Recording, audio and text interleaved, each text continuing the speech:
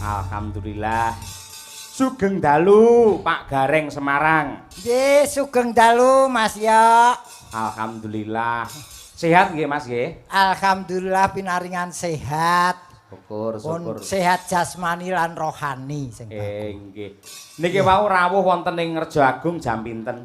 Gasik, Mas. Panitia dereng dugi kula pun teka kok. Kok sregepen ki ngopo, Rok? Wedi dibatalke. Apa sampeyan ya akeh pengalaman sok batal ngono kuwi? Alah ngoten wong jenenge nasib wong ki ana ning dhuwur ana ning ngisor. Ning dasare teko Gasik ki tombo kangen, Mas. Kangen karo sapa? Iki tenan lho ditanggap rene meneh ki umurku ki bali 5 tahun kepungkur. Kok iso ngono? Mergo terakhir wayangan ki tahun 2019. Sadurunge pandemi ya. Sadurunge pandemi ki wayangan meneh lagi saiki. Biyen ya aku karo awakmu to Gajeke. Sik. Sampeyan terakhir 2019 bar kuwi terus corona to. Heeh. Apa mergo wayangan apa ki pelawake Gareng terus akhirnya dadi pagebluk ngono ya? Gareng ki pengaruhe ora pati banter. Sing pengaruhe banter kuwi dalange, Mas. Kowe kok nyatek-nyatek wong. Ning nggih matur sembah nuwun niki dumateng para punggawa ing pabrik gula Rame Gedhe niki dan PG Rejo Agung. Rejo ki Rame Agung ki gedhe. PG Rejo Agung ki Rame Gedhe.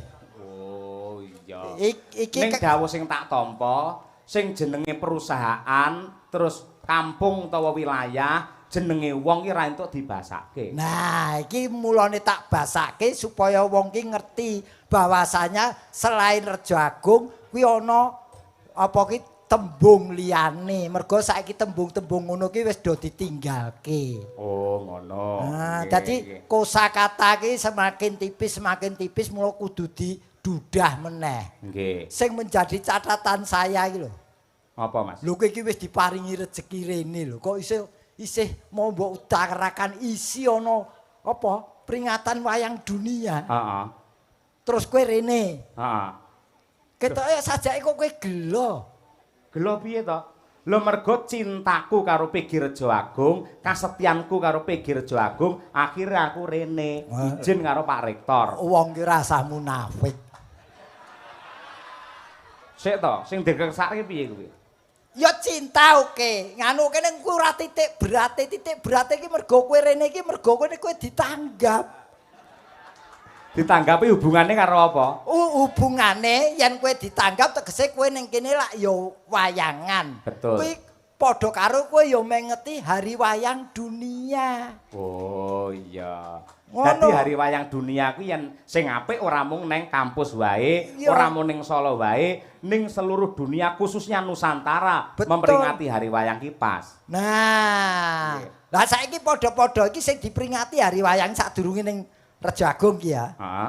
Wayang kuwi kowe lak dosen kowe. Iya. Saiki tak takoni wayang kuwi apa? Wayang kuwi wujude kabudayan tinggalane para luhur sing nyatane wis direka digawe sak becik-becike dening para waliullah satana bisa eksis nganti jaman saiki. Terlalu panjang tidak tepat sasaran.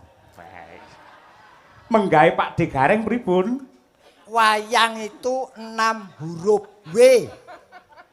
Warisan budaya dunia. Oh iya, mergo sing entuk penghargaan saka UNESCO. Nah. Ya. Ada banyak unsur seni di dalamnya, ya ra? Seni rupa, tari, sastra, teater. Itulah wayang. Yang iki to. Yang peruntukannya untuk siar apapun. Adapun dulunya lebih dipopulerkan oleh para wali. Betul. N. Nama dan jenisnya macem-macem. Ono wayang kulit, wayang wong, wayang golek, wayang klitik. Terakhir G. Gamelan sebagai pengiringnya. Elak tenan lagi. Jane asline dosen iki aku. Lah ya ngono ki janjane lek otak-atik gathuk kosek saiki urung rampung perkarane. Iki lak dalam rangka ya kuwi tasakuran tutup giling tahun 2024 sing ditindakake dening PG Rejo Agung Baru Madiun sisan gawe ulang tahun PT PG Rajawali 1 yang ke-70. Mungguhe Mas Gareng, PG Rejo Agung Baru ki kepiye? Yen PG ki wis singkatan tegese pabrik gula. Heeh. Rejo ki iki nyeritake kahanan bengi iki. Rejo Agung iki nyeritake kahanan bengi iki. Rame. Ha. Reki regeng gayeng anggone tasakuran. Jaga supaya prestasine tetep kaya saiki bahkan melebihi tahun-tahun yang lalu itu tujuane. Iya. Amin ya rabbal alamin.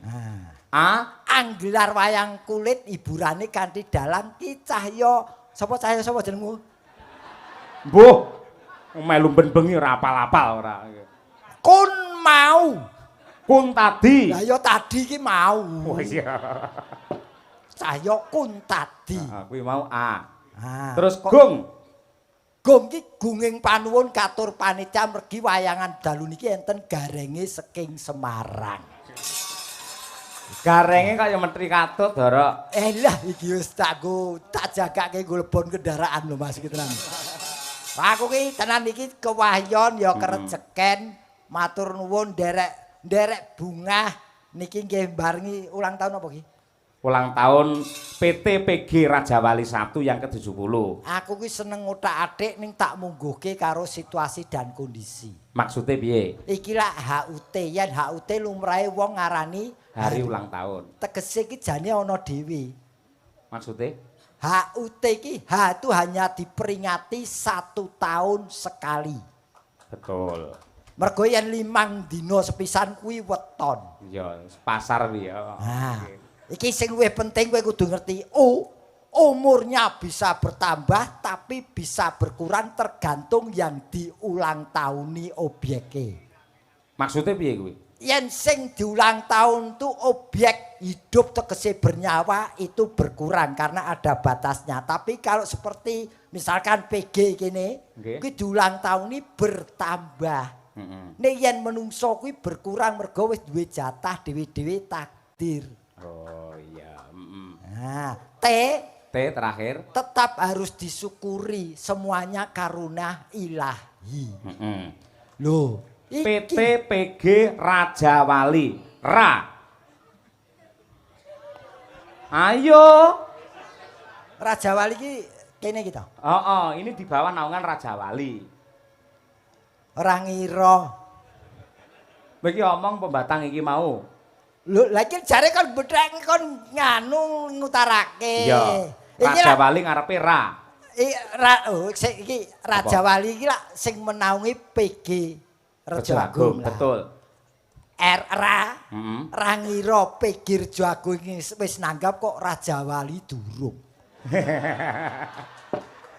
Kowe aja nyampluki ngendi-ngendi lho ora. Rajawali 1 iki membawai PG sing ana ing Jawa Timur kaya krebet karo Rejo Agung kene. Wis ora iso tak terjemahke wis. Lah ngopo? Kowe lagi sak suku kata wis kakean protes. Wong mikir ki nganggo energi, Mas. Ya wis aku ora arep mancasi. Ora piye mau ora? Ora wong pinter ki ora kena balik meneh ki ora kena. Wis kene wae, Rejo Agung Baru mapane ana ing Madiun, Ayo. Maki masuk wilayah Jawa Timur. Iya. Dipimpin wali kota yen kota, bupati yen kabupaten. Untuk ya iki untuk budaya nomor 1 Madiun. Wah, iya. Wes, kapan iki sing kepilih? Paling ora ya Pak PJ lah. Ya wong paling ya wong dhewe iki apa-apa mung isane ndongake, Mas. Nyenyuwun nggih. Nyenyuwun. Dadi lah iki sing diarani apa simbiose apa kae Mas? Mutualisme. Saling menguntungkan antara PG karo petani. Nah, iki mula hasilnya ya seperti ini. Gula iki gula. Gula ki apa? Penyakit. Lah piye? Tak omongi ya, iki yen iki real ya. Iki kesehatan ya. Piye? Wong lara gula kuwi aja banget-banget le nyirik gula. Sebabe karena gula itu juga dibutuhkan manusia. Kalau tubuh tanpa gula itu akan drop lebih bahaya daripada kebanyakan gula. betul, bener. Mula wong Jawa duwe pepatah sak madya kuwi ya kuwi intine. Nah, mula ki jenenge gula. G iki gawene ning pabrik. Oh iya betul. Ukurane cilik kaya pasir mula sinebut gula pasir. L Legi rasane. keri dhewe O. Asale saka tebu. Iki tebu ki tumbuhan sing paling elok dhewe mergo thukule ning mata.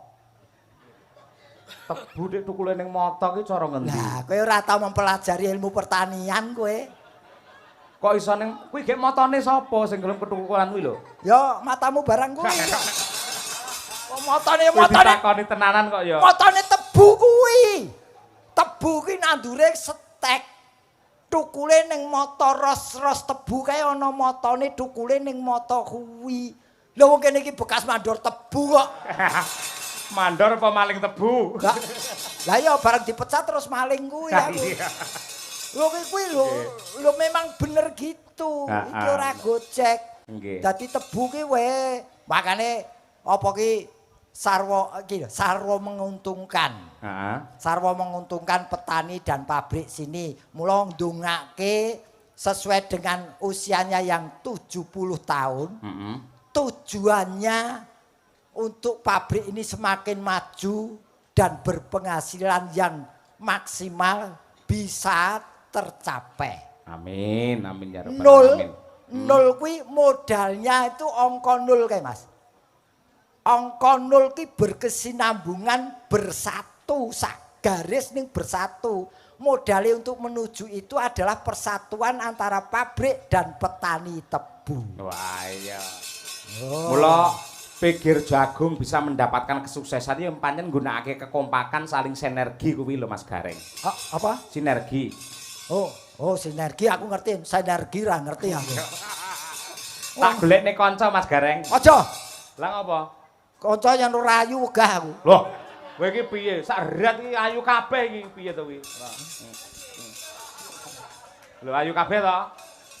Ayune ayu kabeh wong jenenge wong wedok. Heeh. Ning iki Terus? dibagi rong bergodo. Maksude? Ketoke sing telu rono ki galak-galak ketoke.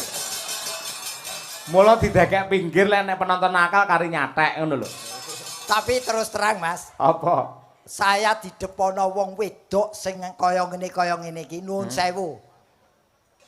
Mereka memang baik. Tapi lebih baik yang ada di rumah itu.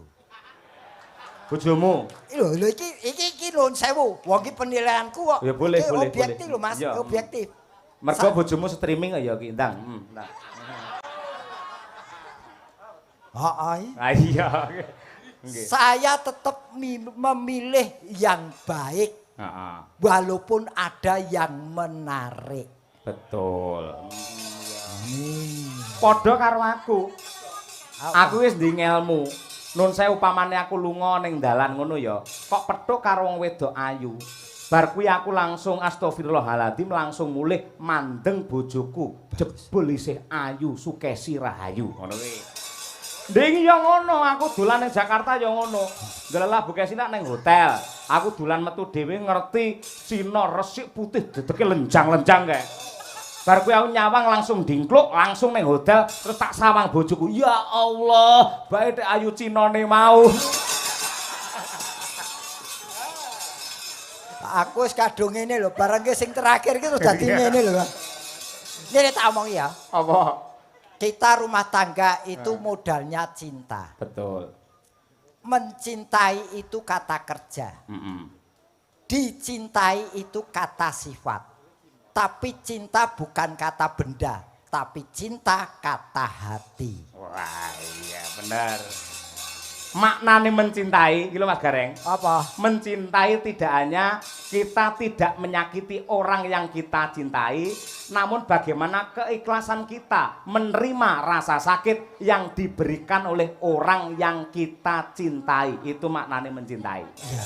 Apalagi kanggone wong lanang ini. Apa? kita tidak pernah memberikan sakit, diberikan rasa sakit. Betul. Tapi besok kita akan memberikan rasa sakit kepada sang istri. Kuwi maknane piye? Lah yen manak iki ora lara kuwi. Oh iya. Kok aku sida dipilih kena. Cublak suweng Mbak Birgita Ayu saka ing Kediri. Yo, coba kaya apa? Berpacu dalam melodi. Yuk. Hei.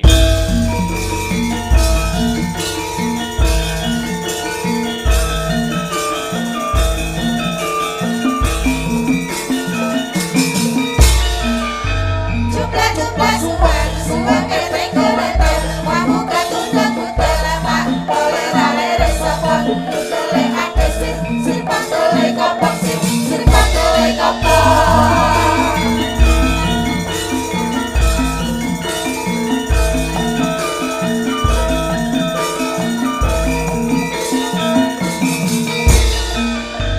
Cuplak suweng keteng goleter wamuka tundang kutelama kolera lere sopon tule ake sirpang tule kopong sirpang tule kopong sirpang tule kopong Nah Kuwi iki. kuwi sungkem sik karo Pak D Gareng. Ayo. Nggih, wilujeng dalu Pak D. Ya, wilujeng dalu. Ya sampean kan wis kaya Pak D dadi ya aku wajar nek nyeluke Pak D ya to. Ya wis kono. Aku Aja agak apa? aku kuwi diundang Pak D iki masaku kaya sumedot ngono lho rasaku iki. Lah nyapa kok pedhot Yo barang? paling tidak ki supaya lebih gaul ki Om. Ya, biar masa kaya ngono Omi ya nek kaya Om Noval, Mas Noval nih Om Noval. Sampean Omi Kung paling. Oh, noval ku ya Om Pimpah kuwi kok.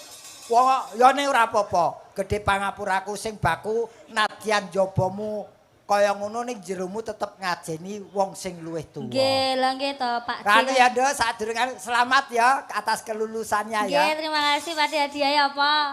Hadiahnya apa? Anakku lulus ora tak hadiah yo kowe. Ya kan menawane biasane nek wisuda iki diweki hadiah buket kembang ngono kae kok sampean ora kei aku kembang belas sih piye? Oke gelem po kae ning nggonku kowe lho kembang telon. Kok kembang telon ya kembang mawar kae lho Pak D sing di Telon ki hias. ono telon ki ono maware, mlathi ono mawar kantil. Ya mo iki kaya dadi kae kok. Lho sak menyane ono kae lho.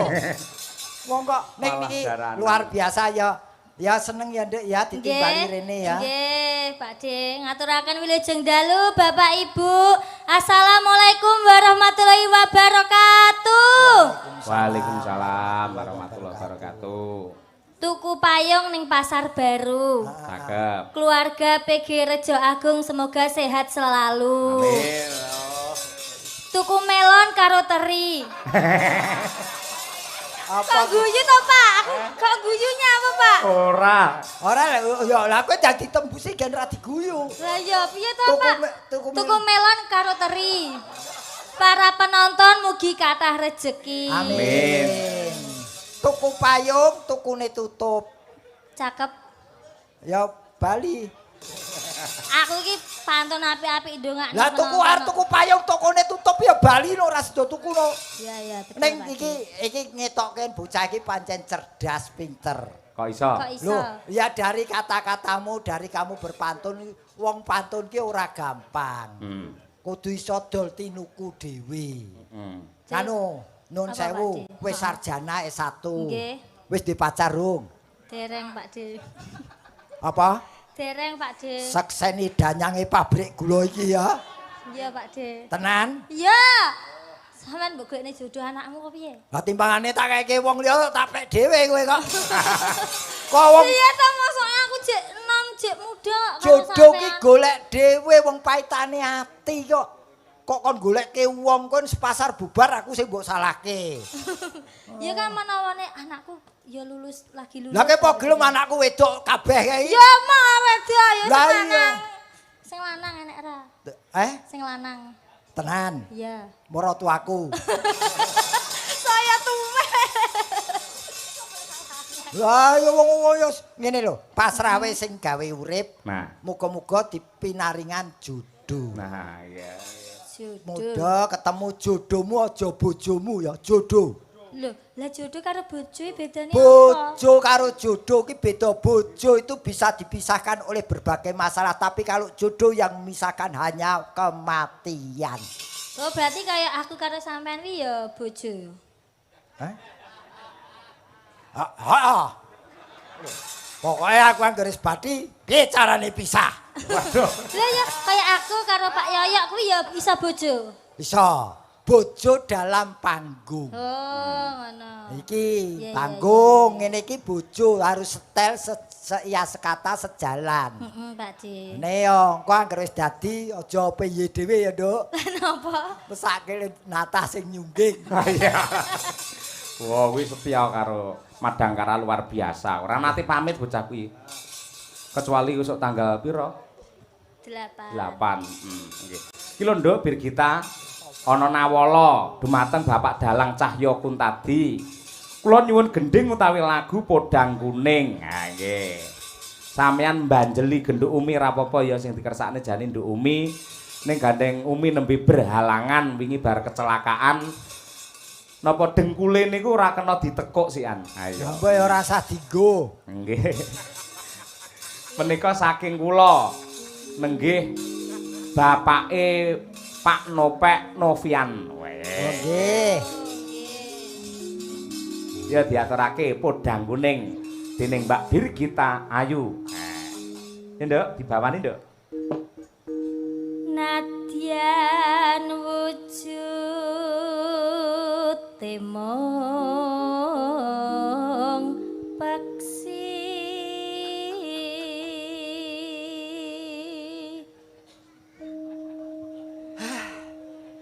Nyapa Pak D? Komplit kuwi komplit. Pinter, ayu, bawaan apik, gampang diapusi. Ojo to Pak D. Agawe talining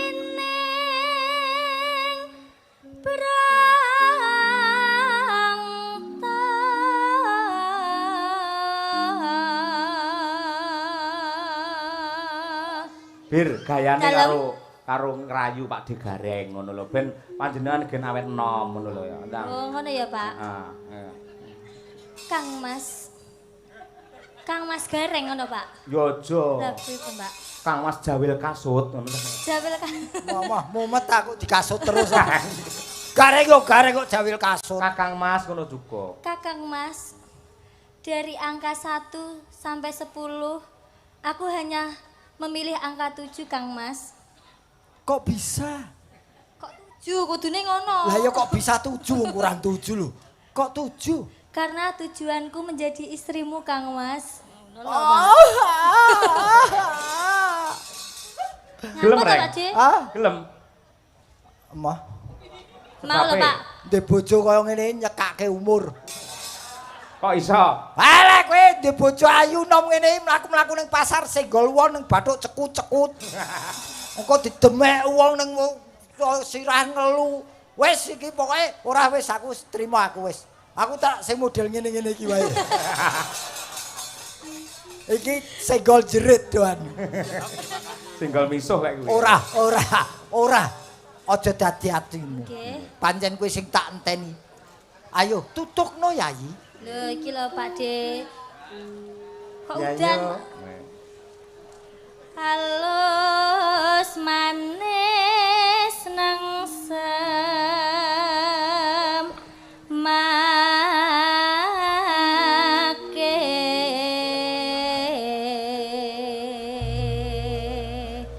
hebat ya Pak D pikir jagung ki membagi-bagikan makanan ya toh. Nggih. Dadi nonton wayang karo cemilan. Wis entuk hiburan, ya wis entuk kabeh entuk iki. Dadi nanggap wayang ki ya berkah tinggi semuanya nggih to Pak D. Nggih, amin.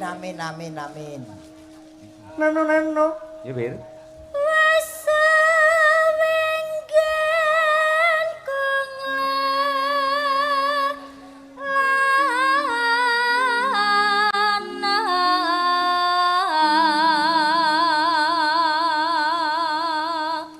Nano. golek isi pot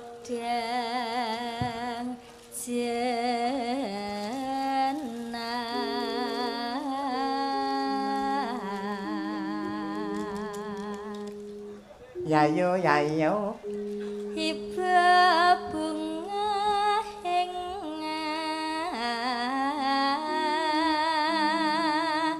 hatiku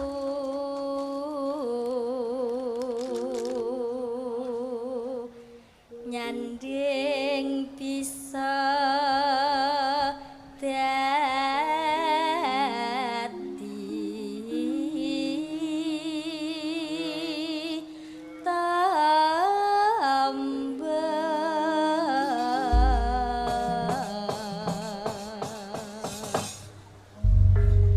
Ya nduk dibajutake lelagon Podang Kuning.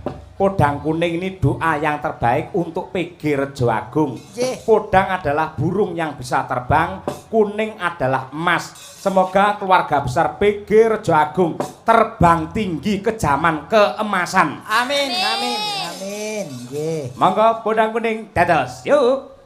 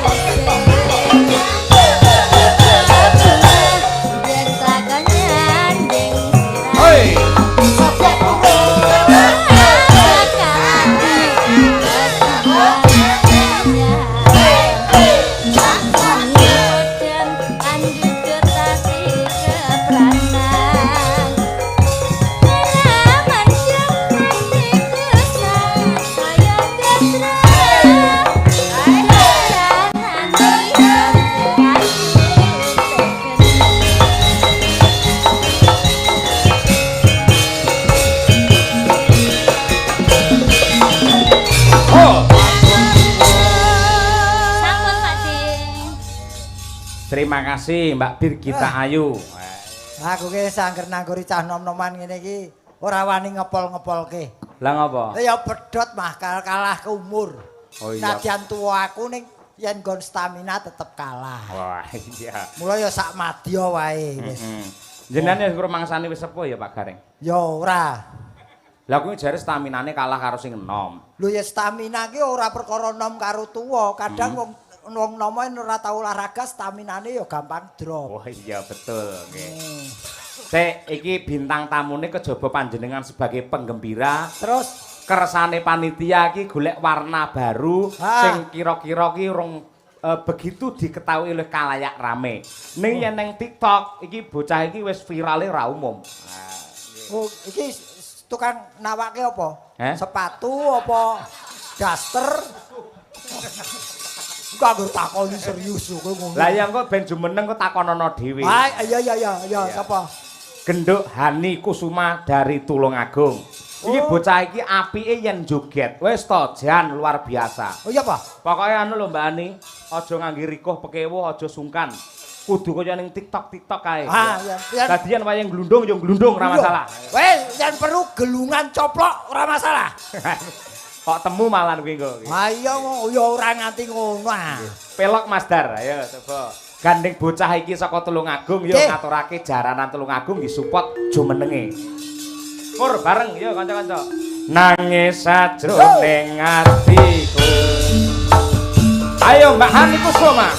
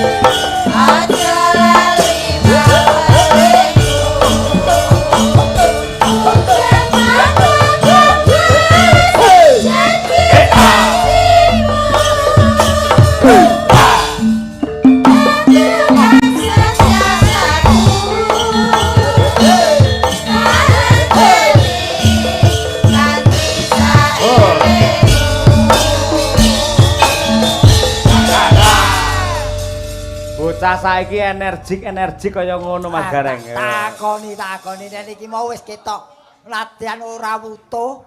Iki mau wis ketok yen jogete luwes.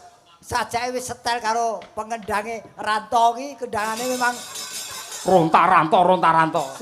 Cah nom jenenge Ranto. Sinten ta namine? Suranto ya. Suranto. Jenengmu sole. Kuwi kira-kira wis duwe pacar porong ya, Om? Kuwi kok wis dipacar apa urung ditakokke iki? Oh sampun.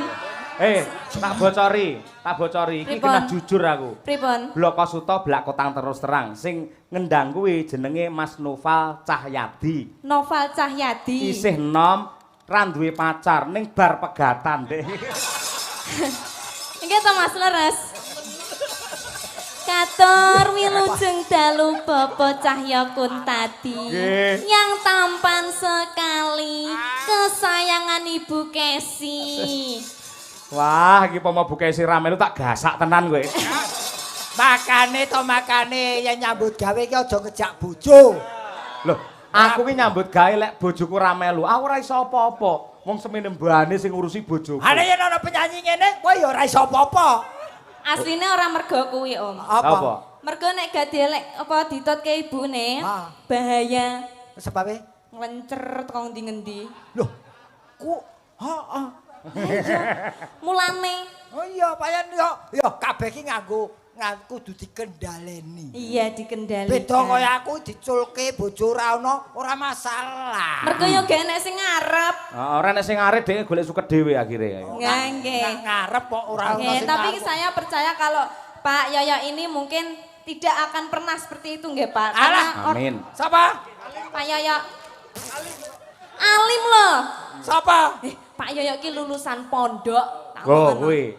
Lulusan pondok. Sapa? Aku Dalange. Pondok ndi? pondok bersalin. Pokoke ora sik iki aku tenan aku wong lagi yo tau weruh ning jenengmu sapa San? Kula Hani Kusuma. Hani Kusuma. Lah wis pas to, karo sing tak rasake wis pas. Kok iso piye maksudnya? Heeh, wis. Hani Kusuma. Hani Kusuma hanya niatku sudah marem.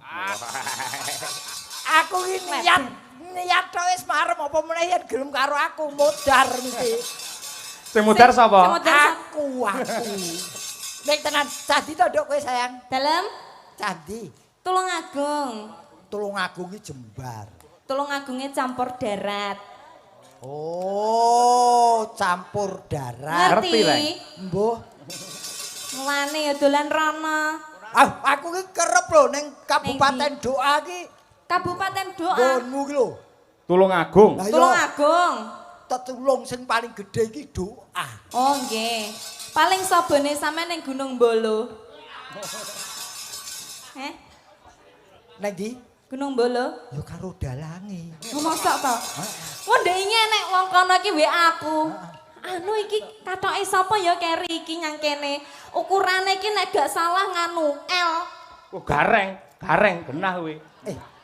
El gegeden kowe. Sik. Kowe kok apalon Gunung Bolo apa kowe penghuni kono to? Biyen. Oh, biyen. Nggih. Ngerti ya biyen ya. Riyen nggih riyen. Lah aku sing bakulan SD kae lho. Wah, Sampeyan alah. liwat, heeh Ding sampean kae karo Pak Yoyo ya. Heeh. Heeh ya. Heeh. Apa tak jak mampir esku wis entek. Oh, wah, halo koretan ora masalah lah wis. Pokoke sing penting kowe ora ngono lho iki omahmu campur darat. Nggih. Campur darat. Saiki sekolahmu apa, Nduk? Niki tasik badhe mlebet kuliah. Wong ki duwe planning atau Nggih. rencana. Nggih. Meh kuliah ning ndi? Kuliah di Tulungagung saja yang cedak-cedak. Bener. Kowe angker kuliah Solo codot-codot akeh. Lah kula pun ngerti ya ngoten niku. Betul. Nah, mulane nek ngene iki kan ya wis cedhok ta. Wes. Iki kan padha ae. Yen kuwi codot-codot aku komendane. Oh, sampean berarti sing marai coro-coro ini. Ora ngene lho, sekolah ki ya miturut keinginanmu. Nggih. Nah, sing baku tetap sekolah. Karier belum boleh naik tapi sekolah tetap harus diudi. Nah, Bapak ngerti kaya Bu Kesi kae. Heeh. Saiki dosen mergo ya sregep kuliah. Lho, kuwi kaya ngono kuwi. Bojone sapa? Bojoku kuwi. Kok sing pamer aku wae aja kowe. Wong bojone kok mamerke apa itu artinya dia bangga. Bangga. Bangga. Bangga ki? Bangga ki basa Jawa kan lek bangga to. Bangga ki merontah, nesu merontah. Oh dudu. Lah rumangsaku ki basa Indonesia lek dijadikan bahasa Jawa ki a malih o. Lah bangga nak bangga. Oh iya. Iki terangno reng kuwi. Ya bener no. Oh nggih. Bahasa Indonesianya bata, Jawane boto. Nah, mata, Jawane moto. Boto.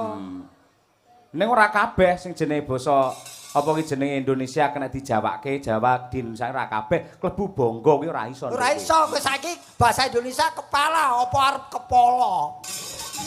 Kaya modar no. Oh iya ya. Nek anu nun sewu, ora jeneng mutik-utik pribadi. Nggih. Wis duwe pacar apa durung?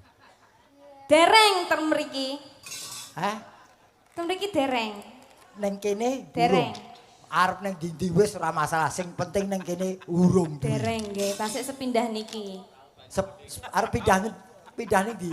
Maksudnya sik sepisan iki lho, Om. Oh. Sik sepisan iki nderek Pak Yoyo. Dadi Akeh niki sing tak kepengin ngerti. Kowe mbiyen yen melu dalang sapa, Nduk?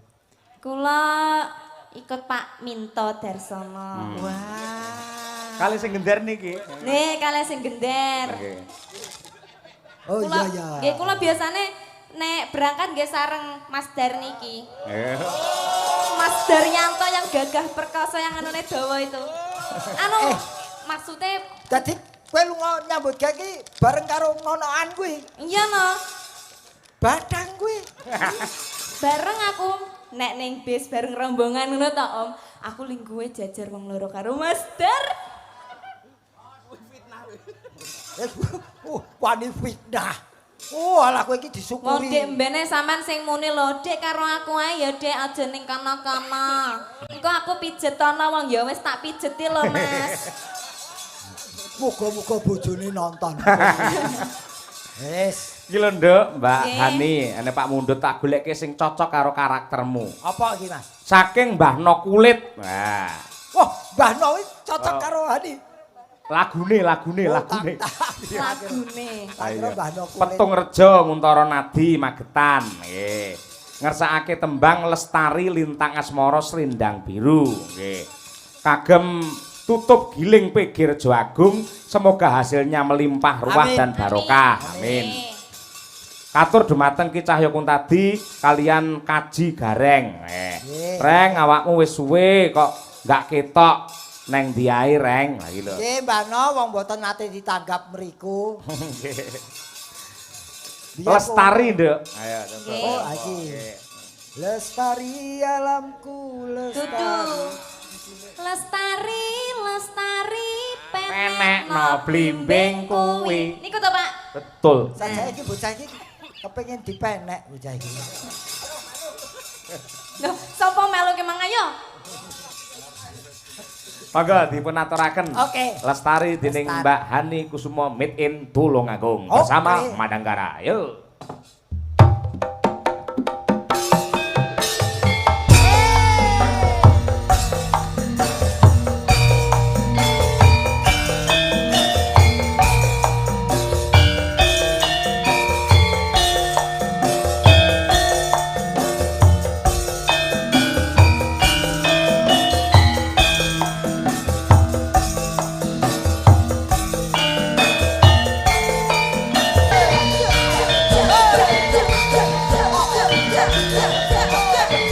Hani Kusuma Kota Marmer Tulungagung.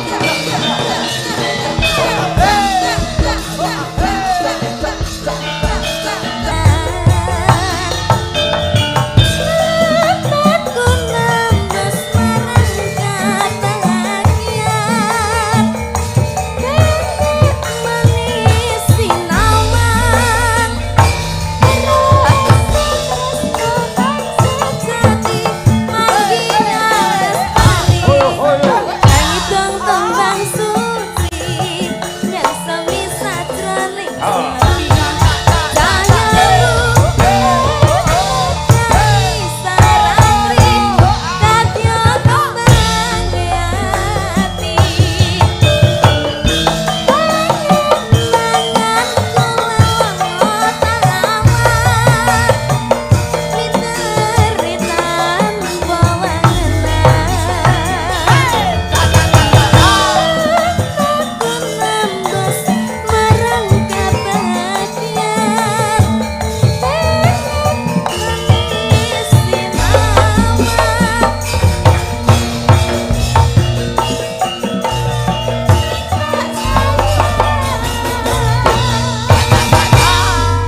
Ho.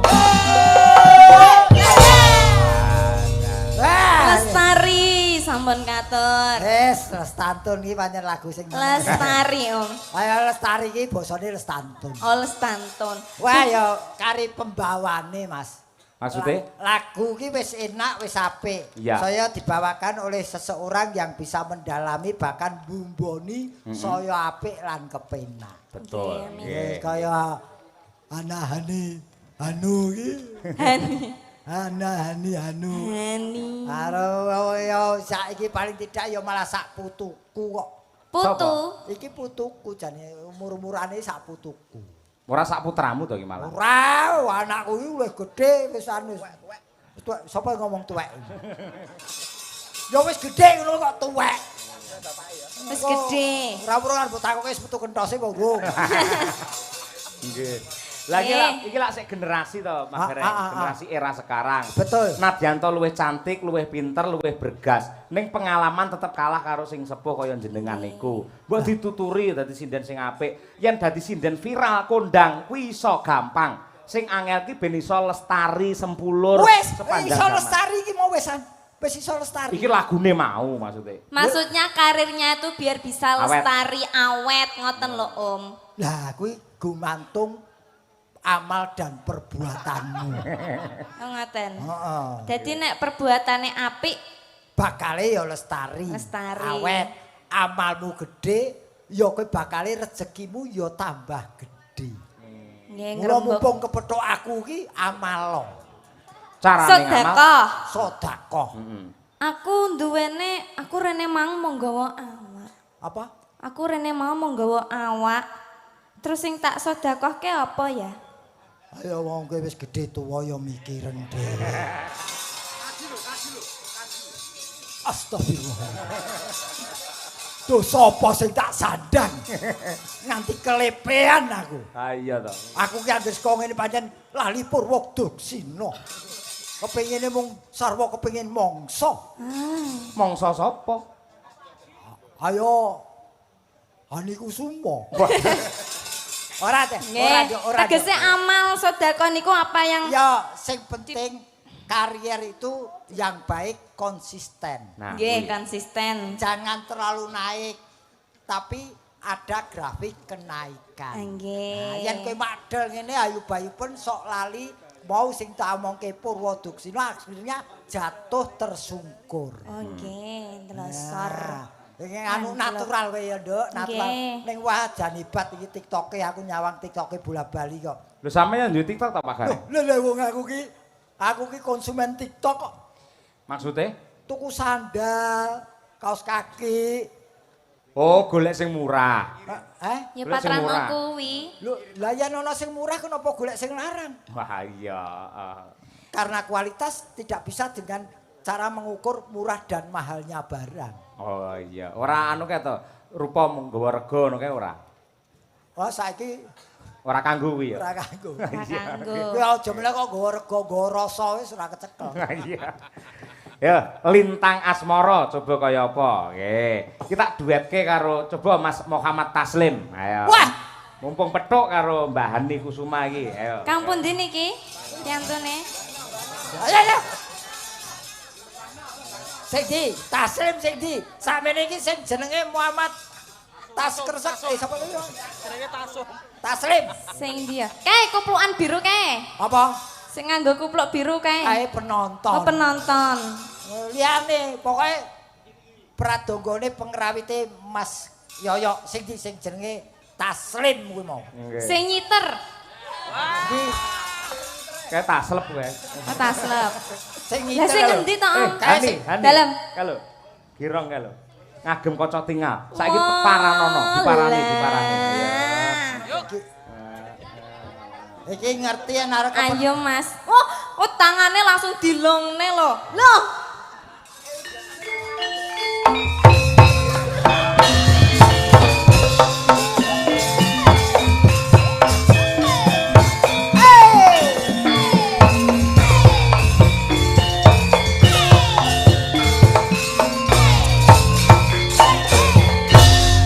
Ki ya bocah-bocah iki nyerek kabeh. Taseme munggah iso iringane gundul-gundul pacul. Apa kowe gundul to? Kok dadak Apa nggih? takon. Lah iya, wah ki ya gemahe bareng karo kepethuk. Hani karo kacamata putih, biasane kacamata ireng kaya tukang kelas lho. Wah ora sak kemaki apa kuwi Kacamata apa kuwi? Men Mas. Plus nih. Hah? Plus. Sing men ki ora matane kene lho men.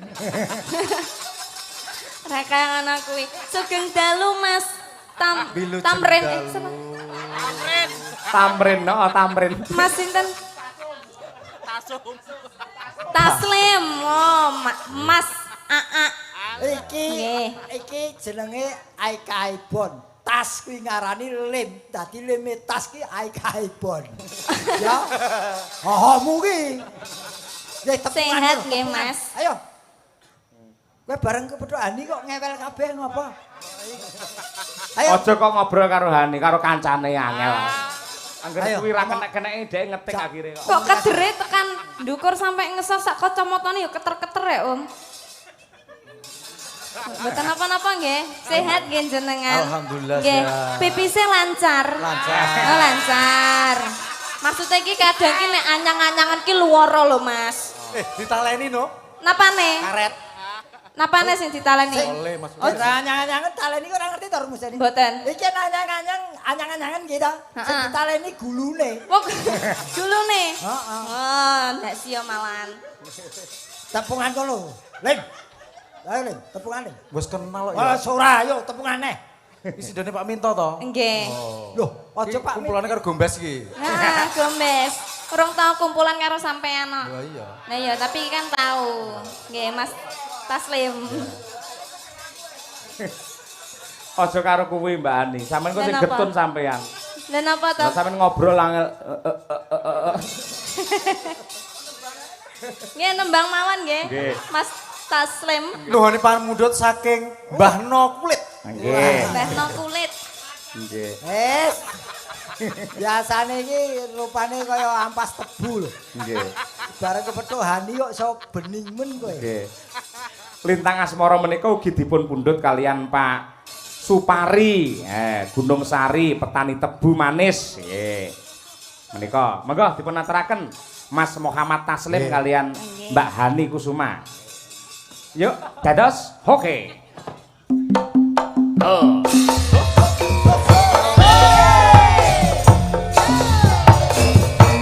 Madangkara. Mbak, mengko sindene nek joget ngene ya.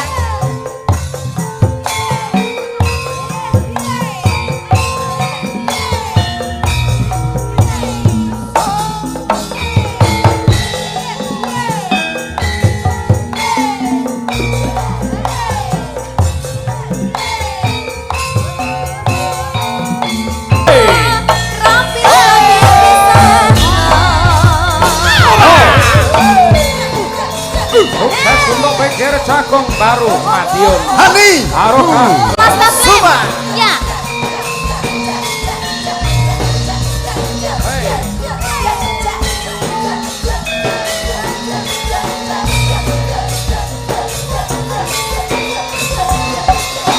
Ayo. Hei. Siang pan toro lagi mungkin manis sing ati sejauh bisa anduweni marang sang yasulat